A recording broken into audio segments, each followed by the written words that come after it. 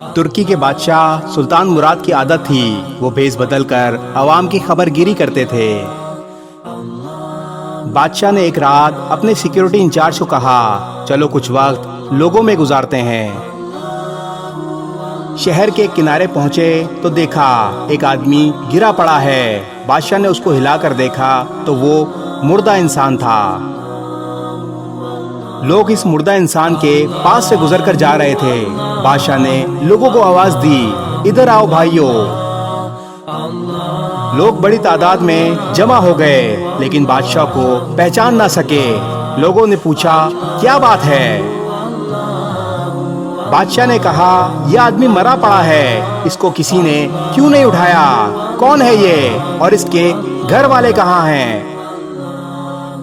لوگوں نے کہا یہ بہت برا اور گنہگار انسان ہے۔ بادشاہ نے کہا کیا یہ امت محمدی میں سے نہیں؟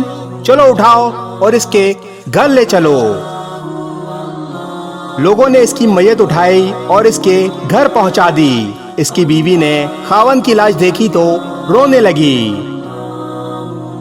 لوگ میت رکھ کر چلے گئے۔ بادشاہ اور اس کا سیکیورٹی انچارج وہیں عورت کا رونا سنتے رہے۔ بیوی روتے روتے کہہ رہی تھی میں گواہی دیتی ہوں بے شک تو اللہ کا ولی ہے اور نیک لوگوں میں سے ہے۔ یہ سب سن کر بادشاہ کو بڑا تعجب ہوا۔ بادشاہ نے کہا یہ کیسے ہو سکتا ہے؟ لوگ تو اسے برا اور گنہگار بول رہے تھے۔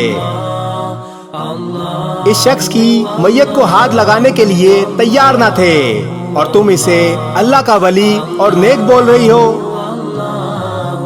اس کی بیوی نے کہا مجھے بھی لوگوں سے یہی توقع تھی۔ اصل حقیقت یہ ہے کہ میرا خاوند ہر روز شراب خانے جاتا تھا،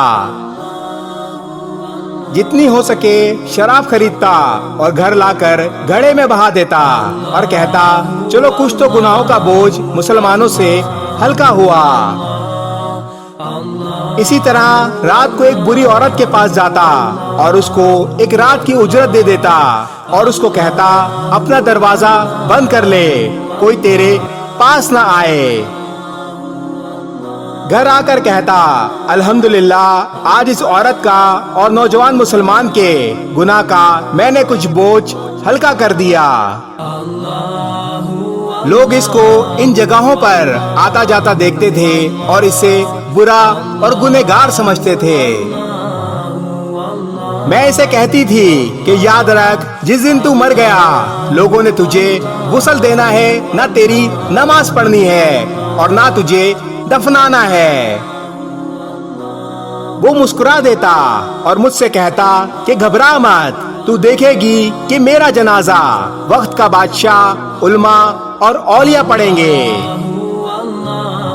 یہ سن کر بادشاہ رو پڑا اور کہنے لگا میں بادشاہ مراد ہوں، کل ہم اس کو غسل دیں گے، اس کی نماز جنازہ پڑھائیں گے اور اس کی تدفین بھی ہم کریں گے۔ چنانچہ اس کا نماز جنازہ وقت کے بادشاہ مراد علماء، اولیاء اور عوام کی ایک کثیر تعداد نے پڑھا۔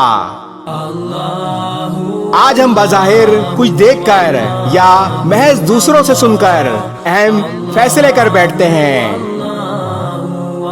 اگر ہم دوسروں کے دلوں کا بھید جان لیں تو ہماری زبانیں گونگی ہو جائیں۔